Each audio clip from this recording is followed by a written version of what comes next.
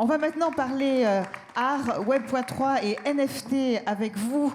Avec vous, c'est une chanteuse, une actrice, ancien mannequin, activiste pour le climat et les droits des femmes, ambassadrice de la Convention des Nations Unies sur la lutte contre la désertification.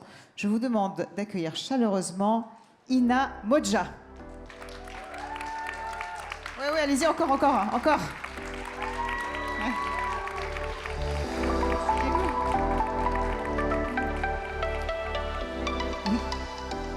Ina, on est vraiment très heureux de vous avoir avec nous aujourd'hui. Vous êtes engagée dans le Web.3, dans les NFT. Vous avez cofondé l'organisation technologique à but non lucratif qui s'appelle Code Green. C'est une start-up à impact. Est-ce que vous pouvez nous raconter comment ça se passe, comment ça fonctionne? Oui, bien sûr. Bonjour à toutes, bonjour à tous. Alors, on a créé, avec mes deux cofondateurs, on a créé Code Green il y a 2 ans. Parce qu'on avait envie d'explorer la blockchain et les NFT et comment utiliser cette technologie et ce qui est la culture qui est en train de se créer pour soutenir tout ce qui est justice sociale et climatique. Parce que c'est ce qu'on fait dans la vie, que ce soit dans ma musique ou dans tout ce que je fais, j'essaye d'avoir un impact et de mettre mes engagements. Donc on s'est dit, sur la blockchain, il y a vraiment quelque chose qui est en train de se passer. Et en 2020, moi j'ai découvert les NFT. Et au départ, je les ai découverts parce que je suis une artiste qui cherche souvent différents médiums pour m'exprimer. Et je me suis dit, mais il y a tout à faire, il y a tout à construire. Et comment est-ce qu'on peut utiliser ça et la transparence qu'il y a dessus et la technologie pour pouvoir non seulement éduquer les gens, connecter les communautés digitales avec des communautés de gens qui vivent soit dans des zones qui sont très affectées par le changement climatique ou dans des zones de conflit ou dans des zones où socialement il y a un vrai besoin et c'est ce qu'on fait depuis 2 ans. C'est ça, donc c'est une plateforme qui connecte à la fois les artistes, les codeurs, les distributeurs. Tout ça va contribuer à créer finalement de l'art virtuel et ça permet des financements de projets écologiques grâce à la vente aux enchères des NFT. C'est vraiment, on va dire, un nouveau modèle très innovant. Entre autres, alors on utilise les NFT, on a commencé avec des ventes aux enchères d'art pour lever des fonds qu'on a ensuite redistribués à des femmes dans le Sahel, notamment dans un projet qui s'appelle The Great Green Wall, donc un projet climatique. Et ensuite, on a commencé à développer des outils pour... à l'époque, l'Ethereum n'avait pas encore fait le merge, donc il y avait besoin pour nous qui sommes engagés pour le climat. Il y avait une question d'éthique aussi sur l'impact carbone. Donc on a créé, par exemple, un outil pour calculer l'impact carbone et pour ensuite l'offset, etc. Et on a pas mal d'autres outils qu'on est en train de créer. Et là, on est en train de lancer un programme éducationnel pour éduquer les gens sur le Web3 et surtout, c'est pour l'instant un milieu qui est un espace où il y a beaucoup de femmes mais dont les voix ne sont pas entendues.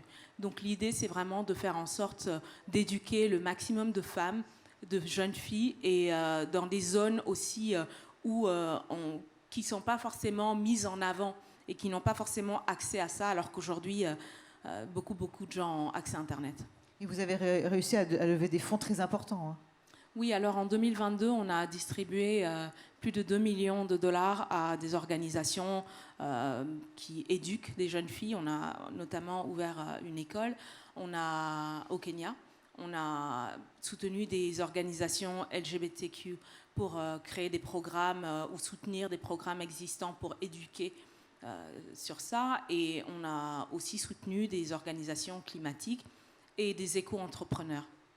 Aujourd'hui, vous pensez que finalement, il faut absolument que les femmes, elles s'emparent, on en parlait un peu à la table ronde précédente, de tous ces sujets, même s'ils ont l'air un peu compliqués quand on parle de blockchain, quand on parle de Web.3. Comment faire pour que justement les femmes s'intéressent vraiment à ces sujets-là? Alors j'ai envie de dire que si c'est compliqué pour les femmes, c'est compliqué pour les hommes aussi.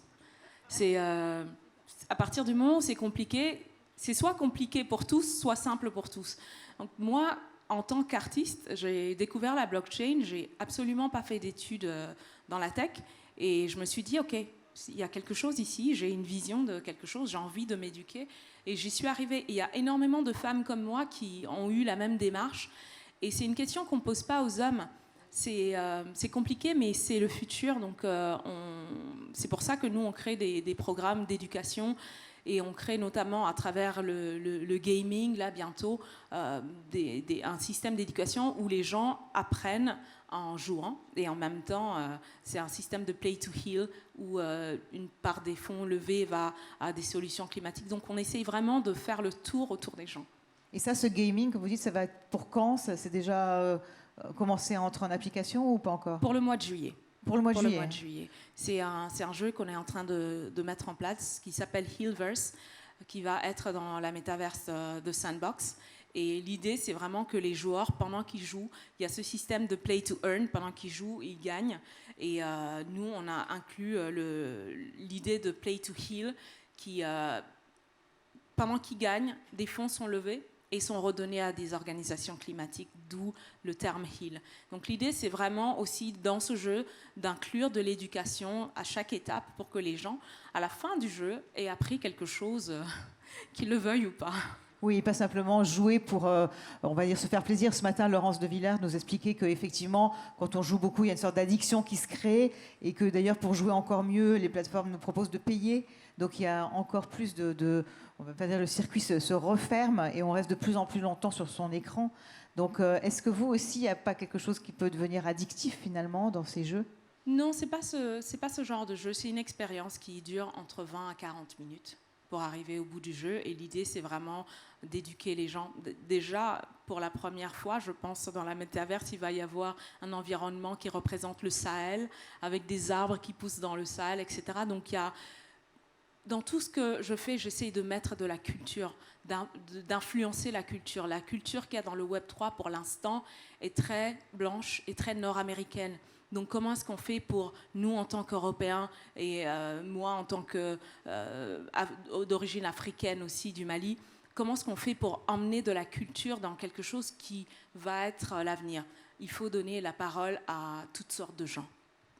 Donc finalement, vous nous dites, comme nous le disait tout à l'heure la philosophe Monique, que même si on n'est pas forcément, on n'a pas fait des études techniques, technologiques, eh bien, il faut avoir envie et que tout le monde peut s'intéresser à la tech. Absolument. Je pense que la tech on utilise beaucoup de choses dans notre quotidien qui ont un rapport avec la tech. Et je pense que c'est très important pour les gens de s'éduquer. Et il n'y a pas de raison, même si on n'a pas fait d'études, moi j'ai un master en économie et j'ai fini par faire de la musique. Et aujourd'hui, j'ai une start-up impact dans la tech. On peut faire tout ce qu'on a envie de faire à partir du moment où on a la volonté, où on a une vision et que même si on n'a pas les connaissances, on peut apprendre. Et puis on s'entoure aussi de gens qui ont les connaissances. Dans mon équipe, il y a des gens qui sont développeurs, qui connaissent très bien la blockchain. Et moi, j'ai envie d'apprendre tout le temps. J'ai envie d'être étudiante de la vie, en fait. Ça, c'est clair. Ça, je vous comprends, parce que moi, dans le métier de journaliste, c'est un peu pareil. Et donc, finalement, ça a été une révélation pour vous on va dire, de s'approcher de tout ce nouveau terrain de jeu, peut-être, en quelque sorte? Ah oui, absolument. Encore aujourd'hui, vu que ce qui se passe sur la blockchain et le Web3 en général est tellement nouveau, il y a presque tout à construire.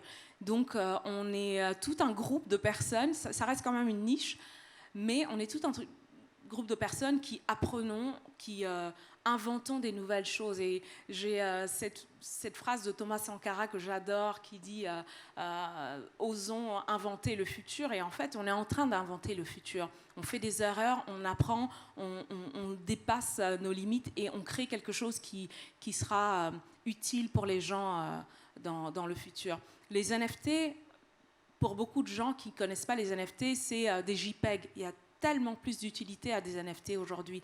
Et ce que nous, on fait avec ce qu'on appelle le Web3 for Good, c'est-à-dire tout ce qui impacte, tout ce qui est social et climatique, ça permet de créer un shift dans la culture. Et la culture, c'est très important. La culture, si elle reste masculine et vraiment... il faut toutes sortes de voix pour que cette culture ressemble à tout le monde et soit inclusive. C'est la seule façon pour que le monde entier puisse l'adopter, parce que sinon, ça reste quelque chose de masculin et de très nord-américain. Merci beaucoup, merci Ina Modja. On peut l'applaudir, merci. Merci infiniment. Merci encore, oui, applaudissez, applaudissez.